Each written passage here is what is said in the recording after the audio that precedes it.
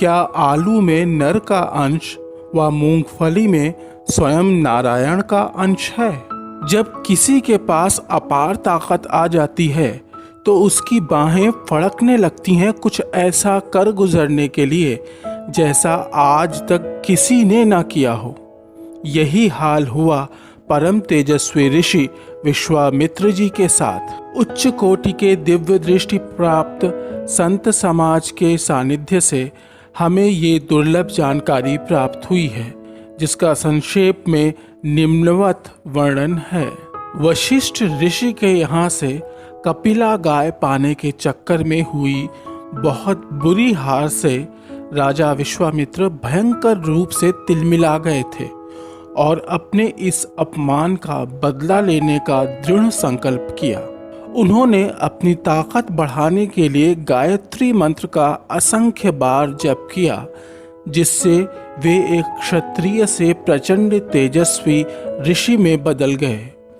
इसके बाद उन्होंने शुरू किया अपना शक्ति प्रदर्शन, जिसमें उन्होंने नए स्वर्ग के निर्माण से लेकर कई अन्य नई आश्चर्यजनक चीजें बनाई।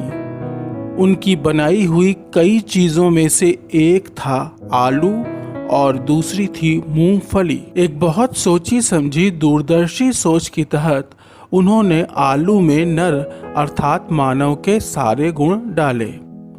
मतलब जैसे नर अपने आप में अकेले कुछ भी करने में अक्षम है, पर जब जब जिसका जिसका साथ मिलता जाता है वैसा वैसा बड़ा या छोटा काम करता जाता है। ये साथ किसी निर्जीव जैसे भोजन, पानी, हवा आदि या सजीव जैसे गुरु, ईश्वर आदि का होना नितांत जरूरी होता है।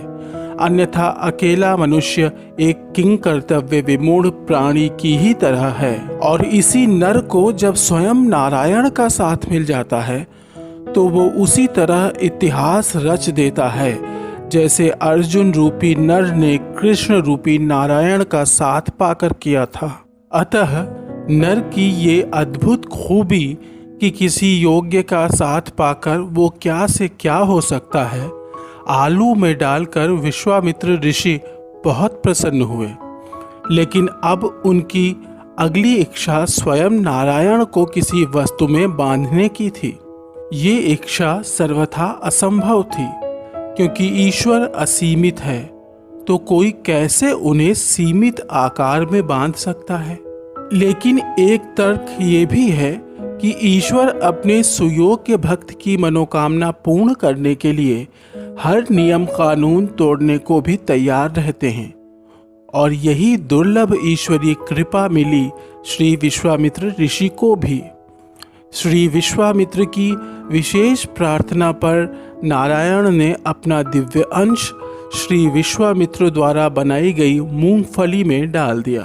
नारायण का अंश डालने भर से ही मूंगफली अद्वितीय अतुलनीय पोषण देने वाली खाद्य सामग्री बन गई। और तब से वैदिक काल से ही नर और नारायण का संगम अर्थात आलू मूंगफली के साथ साथ खाया जा रहा है। खासकर व्रत उपवास के दिनों में जब शरीर को ऊर्जा की अधिक आवश्यकता होती है। और तब से ही आलू को लगभग हर सब्जी में अनिवार्य रूप से मिलाने की प्रथा भी शुरू हो गई। मूंगफली के बारे में आधुनिक विशेषज्ञों से भी पूछने पर पता चला कि ये बात सही है कि अभी तक मूंगफली के सभी पोषक तत्वों के बारे में आज के वैज्ञानिक खोज नहीं पाए हैं। वैसे इस कलयुग में हम मानवों द्वारा दो काम बहुत गलत हुए हैं, जिसका बहुत बुरा असर पड़ा है सभी सब्जियों, अनाजों व फलों पर, जिससे उनके पोषक तत्वों में काफी गिरावट हुई है। इनमें से पहला काम है सब्जी, अनाज और फलों की ओरिजिनल प्रजातियों से छेड़छाड़ कर आधुनिक वैज्ञानिक विधि से ज्यादा पैदावार वाली प्रजातियां बनाना।